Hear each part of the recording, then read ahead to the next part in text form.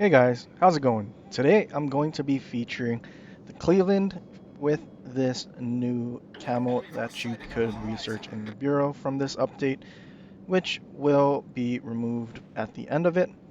And I do have to say, of all the camos that were added for this ship, I think that this is the best looking, and there is another skin like this for the Baltimore, which I am looking forward to obtaining. In this game, it is a tier 6 and 7 match, and usually on this map, I do play fairly aggressive in my cruisers, pushing up to this middle island here in between A and B, just so that my radar is useful, covering both caps. And you can see when I use this radar to spot the Akatsuki, I am also able to spot the destroyers and any other ships at Alpha. This Akatsuki gets spotted by my radar and he is surrounded and really has no chance to survive. Pushing into the middle cap on this map and just YOLOing in is probably one of the worst things you can do, unless you are in, say, a YOLO Emilio and just straight up push straight to the middle into the enemy spawn and are able to get a double strike. That is probably the only time you would ever want to go straight through the middle in a destroyer on this map. My radar does run out, and unfortunately that destroyer does get away pretty much unscathed. None of my team shot at him. And now I just need to try my best and not be too exposed, taking any unnecessary damage. There is enemy ships from the opposite side of the map at Charlie that are also shooting this way, which is going to be a problem, and the enemy Weimar has pushed so far up that now I am going to be permanently spotted by his sonar. So all I can really try to do now is try to find some sort of cover from this cruiser that is spamming HE at me from the other side of the map. I am thinking about trying to turn into this little gap here and seeing if this island will protect me enough that he won't be able to farm me anymore. I am keeping a close eye on this Weimar because he may at some point try to YOLO me and use those torpedoes that he has. I do know that he is reversing and probably trying to tort me right now, and my sonar does run out, so I need to try and start getting away from him. And he does launch some torpedoes, but it seems like he launched the torpedoes at the gray line and they were completely off.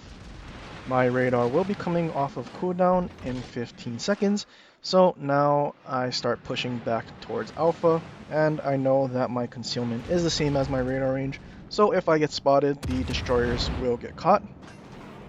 I get spotted, and my radar is just off of cooldown.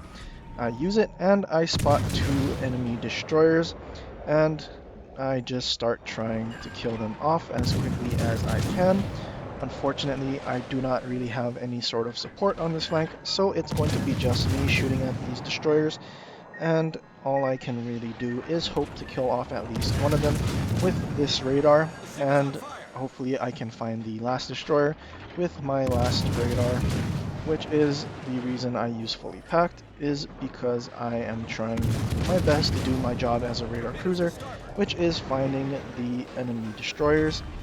And luckily I am able to kill off the enemy Skane, and now this Weimar is deciding to push, so naturally I just start sailing away. There is an island in front of me, and really my only escape is in between these two islands into our spawn. The Weimar is shooting AP at me, and as long as I stay angled, he shouldn't be doing too much damage. If he had been shooting HE, this would probably be a very much different story, but thank goodness this guy is just going to shoot AP. He does end up switching to HE, and he also does start turning broadside, and he wants to try and use his rear guns and kill me off as quickly as possible. Unfortunately, I don't get any citadels as he is turning out, and this Otago sets me on a triple fire, and I am actually using my last heal right now and I am not going to have a whole lot of HP, and there are a whole lot of ships pretty much surrounding me at this point, while the rest of our team has sailed to the opposite end of the map. The only hope I have right now is these cruisers pushing me and really sailing broadside while they push towards the Bravo cap. I am waiting to ambush a cruiser here, and the Weimar does get spotted, and I do citadel him, but leave him on such low HP. I do hope that our team can kill him off rather quickly, just so that I don't have to worry about him anymore. While pushing and really trying to hold this position, I do see torpedoes coming from in front of me, which is probably the enemy destroyer. And all I'm going to do here is try my best to wait and see if our friendly ships do end up pushing through the middle and can support me in some way.